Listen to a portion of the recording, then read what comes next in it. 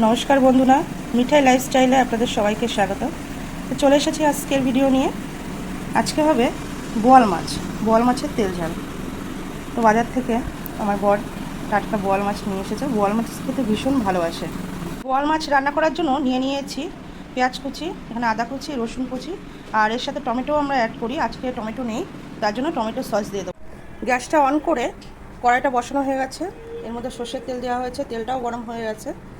এবার আমি মাছগুলো একে একে দিয়ে দেবো। মাছগুলো ভাজা হচ্ছে, কিন্তু বোয়াল মাছে যেহেতু তেলটা ছিটকায় তাই আমরা ঢাকা দিয়ে থাকি। গ্যাসের ফ্লেমটা কম করে দিয়ে ঢাকা দিই। বোয়াল মাছ রান্না করার জন্য মশলা ফোড়নে দেওয়ার জন্য মশলা নিয়ে নিয়েছি। সামান্য পরিমাণ গোটা জিরে, তেজপাতা, একটা শুকনো লঙ্কা আর দুটো এলাচ। ফোড়নে এলাচ আর একটু লবঙ্গ দিলে সেন্টটা ভালো হয়। আর এখানে করে নিয়েছি কাঁচা লঙ্কা, আদা, রসুন, সামান্য পেঁয়াজ আর টমেটোটা যেহেতু নেই, টমেটোর সাথে অ্যাড করে পেস্ট করে নিলে আরও ভালো হয়। তার সাথে আমি একটু কাশ্মীরি লঙ্কার গুঁড়ো, জিরের গুঁড়ো, সামান্য একটু ধনের গুঁড়ো আর হলুদ গুঁড়ো, এগুলো মশলাগুলো একসাথে করে নিয়েছি। আমি দেখতে পাচ্ছেন মাছগুলো সব ভাজা হয়ে গেছে, আর তার সাথে মাছে দেওয়ার জন্য আলুগুলো ভেজে রেখেছি আগে। তেলটা গরম হয়ে গেছে, এবার দিয়ে দেবো গোটা জিরে,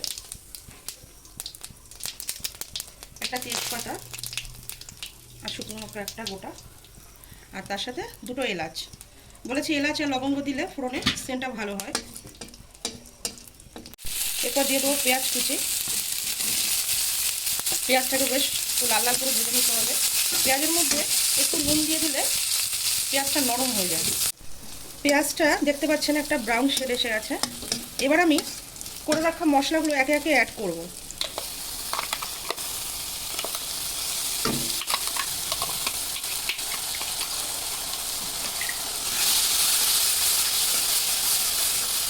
ভালো করে কষিয়ে নাও। এর সাথে একটু স্বাদ মতো নুনটা কষানোর সময় অ্যাড করে নেব। এবার দিয়ে দেবো টমেটো সস। আমাদের টমেটো নেই বলেছি, তার জন্য একটু টমেটো সস দেবো। সামান্য পরিমাণ দিলে সসটা, নাহলে একটু টমেটোটা কালারটা ভালো হয় আর রান্নার ফ্লেভারটাও সুন্দর হয়, খেতেও টেস্ট হয়। কষানোর মধ্যেই আলুগুলোকে অ্যাড করে নিলাম।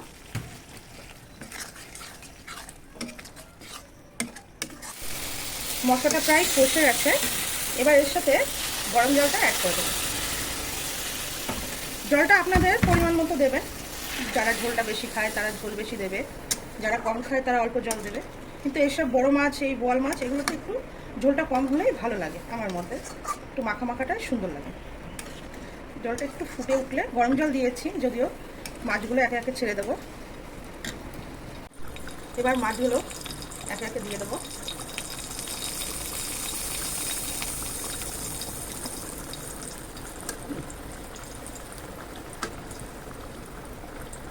এর সাথে আরেকটু সামান্য গরম জল করে দিই, কারণ ঝোলটা একটু ফুটবে।